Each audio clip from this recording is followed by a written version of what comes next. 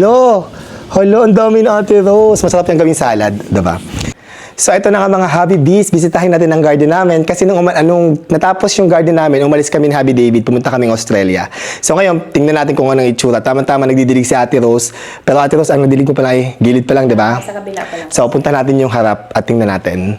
So, ito nga palang harapan namin, ayan pala yung hose, oh. Inayos na ni Ate Rose at mag-start na siya magdilig. Yung harapan namin, mas maaliwalas na ngayon. Niligay ni Hobby David itong dalawa dito sa gilid kasi ayaw na namin papasukan niya. Dito na papasok yung mga bisita from the parking tsaka papunta dun sa harapan. So, pinakagusto ko dito, ito ang ganda ng kulay ng ating mga plants, no?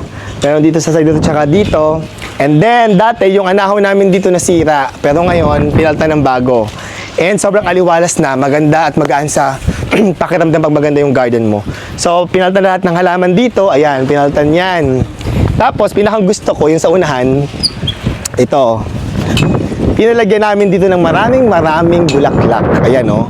Kasi tribute daw kay Ate Rose. Pero dito, puro bulaklak. Ang gaganda, iba't ibang klase. Tsaka dito, pinataniman din namin to para naman maganda yung harapan ng bahay, di ba?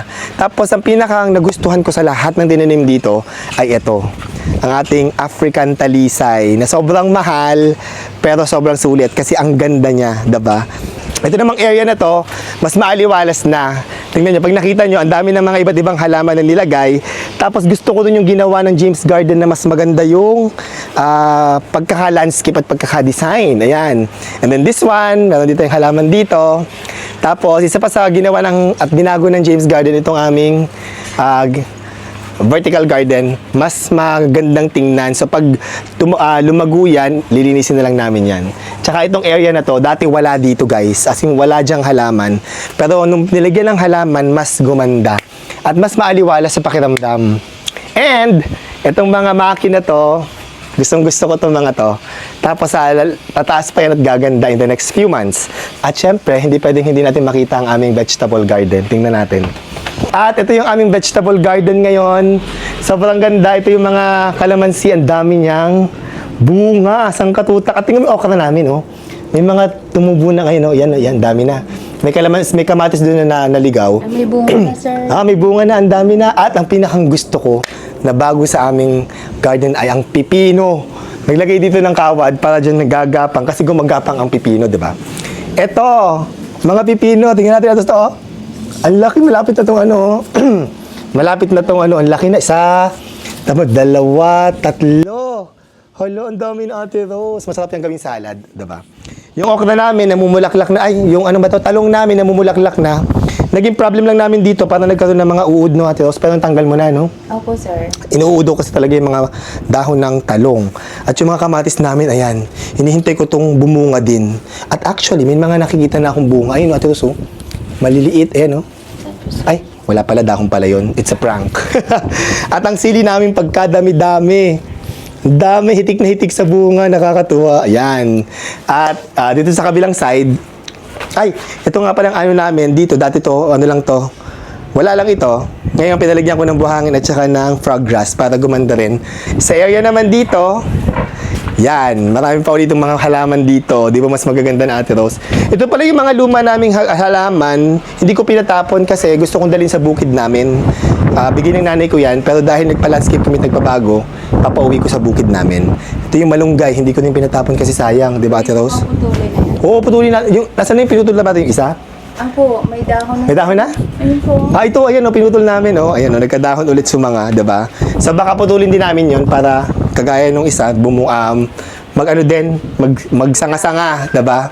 So, ito lahat. Tapos, ito yung another vertical garden namin. So, yan, ang aming garden ngayon. Sobrang maaliwala, sobrang maganda sa mata. And ngayon, magdilig muna tayo, Ate Rose. And now, magdidilig na si Ate Rose. Po, ganito lang daw po kayo na, sir, para hindi mabungkal yung lupa. Yeah, sabi nga nung James Garden, dapat daw huwag masyadong malakas ang tawag dito.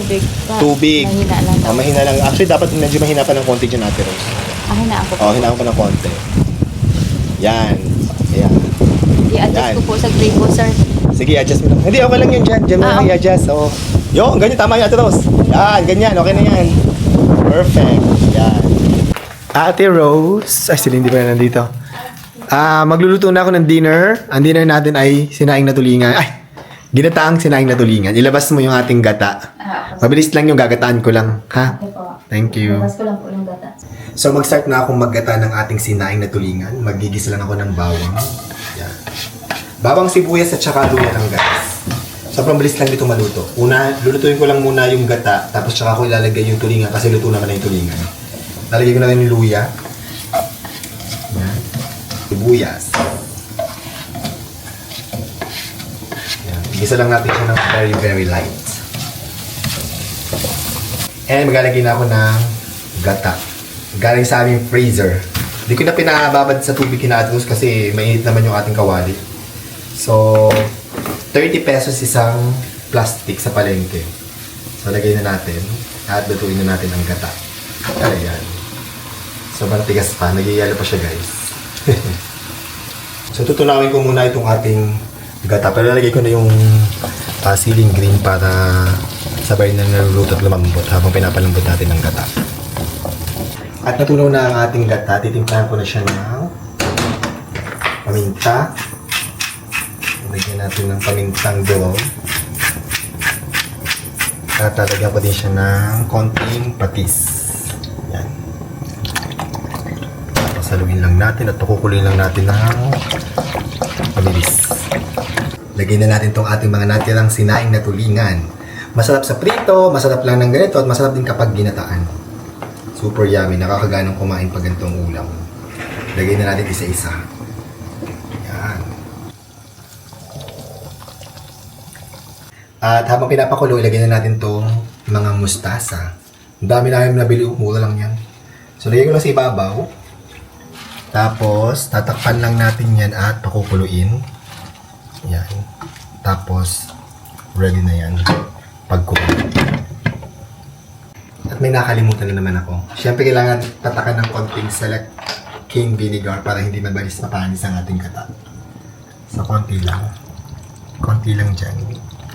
Yan, okay na yun. Luto na ang ating ginataang sinaing na tulingan. Yan. Bango. Nakakaganang kumain, Lindy. Napaparami ang rice mo yun. Sakto ang akit matiras, kakain na tayo. Maghain na, Lindy. Apo, sir. Kumain na tayo. Kumain na si Chagorio. Okay. Tumna ako. Sir David. Si David, mamaya pa yun, nag-gym pa siya. Muna na tayong kumain. At syempre, pag tulingan ng ulam, masarap kumain ng nakakamay din din. Meron siyang mustasa. Kumakain ba kayo mustasa? Masarap kahit mapait. Ako, kumakain. Makakato? Kapalit na ng Habibi. Mango flavor ako this time. Sarap. Kain tayo. Hindi kain na. Apo, sir. Favorite mo? Sili. Sili. Sarap magkamay Lindy, no? Sarap magkamay, sir. Nakakamay kami ni Lindy. Parehas kami ng trip ni Lindy. Magkamay. Si Ate Ros nakakutsara. Apo, sir. Kami ni Lindy parehas ng trip. Apo. Masarap magkamay. Yum!